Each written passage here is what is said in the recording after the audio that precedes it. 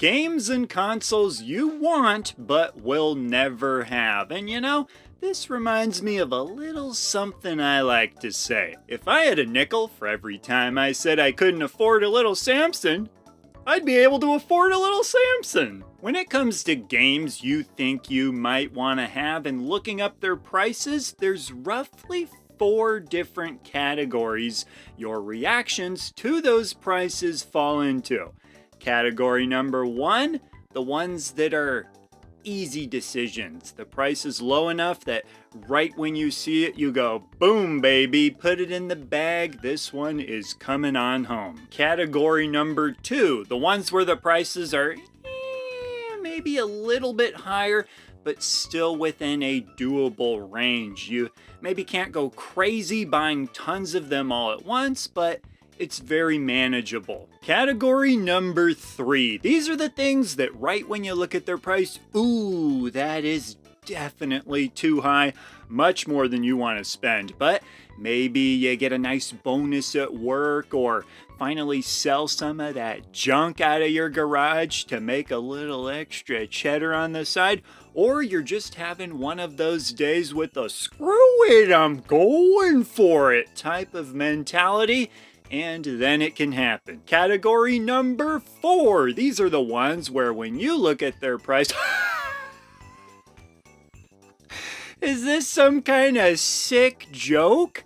The prices are so high that it seems like it can't even be real, but you better believe they are very real. And when it comes to getting these games, you've got a couple of options. The first option, the most popular option, don't.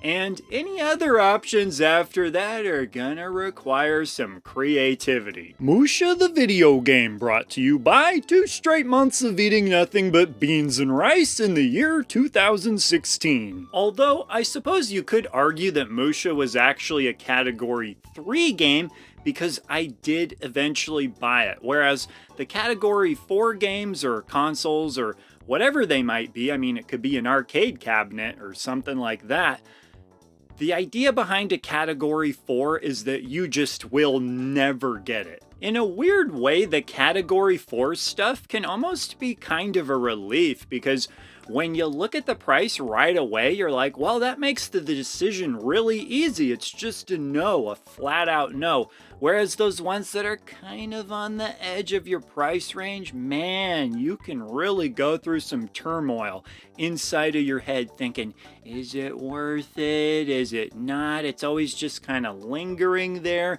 Is the price going to go up? Is it going to go down? Probably going to go up because that's what happened.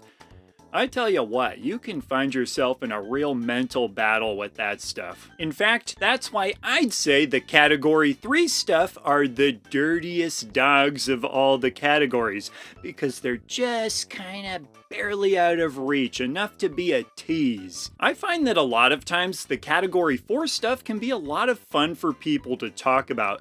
They're sort of like those pie in the sky type of ideas, like if somebody handed you $1 million, what would you buy? It's sort of like that, because if you were handed $1 million, you'd probably buy some of that category stuff.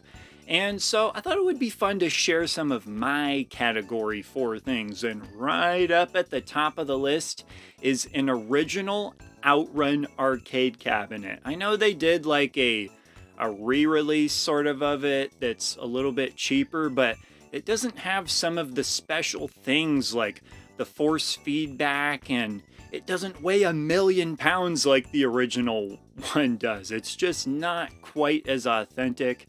And I tell you what, I love the game Outrun so much, and if there was one arcade cabinet I could have somehow, it would be that one. It's a monster. It's got a seat and everything. You'd need space for it. There's so many reasons I couldn't have one.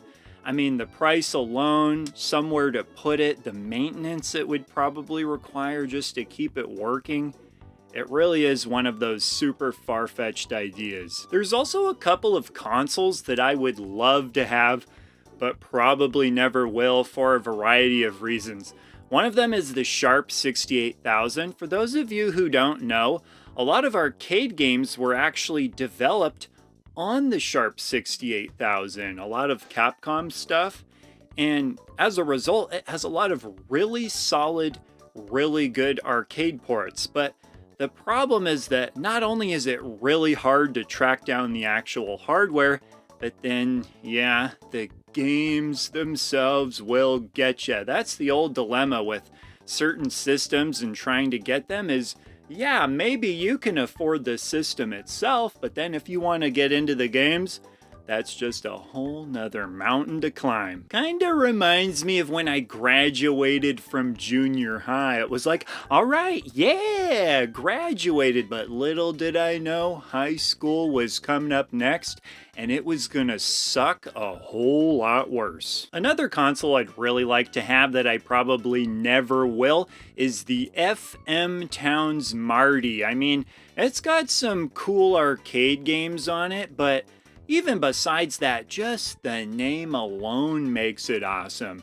I mean, imagine if there was a console called the Nintendo Timmy. Who wouldn't want that? And speaking of Timmy, in a video about games you'll never get, you're never getting your game back, Timmy. But here's another type of game you will never get. It's a game that you really want, but it's gonna be hard to get because it doesn't exist. That's right, games on your wish list. For me, it's a third Banjo-Kazooie game. And heck, at this point, I would settle for even just a simple remake of the first Banjo-Kazooie game. Actually, not a simple remake. I want them looking the way the Crash Bandicoot trilogy was done. If I could have Banjo-Kazooie looking like those games, ooh, I would be pretty happy with that. And then hopefully it would sell really well.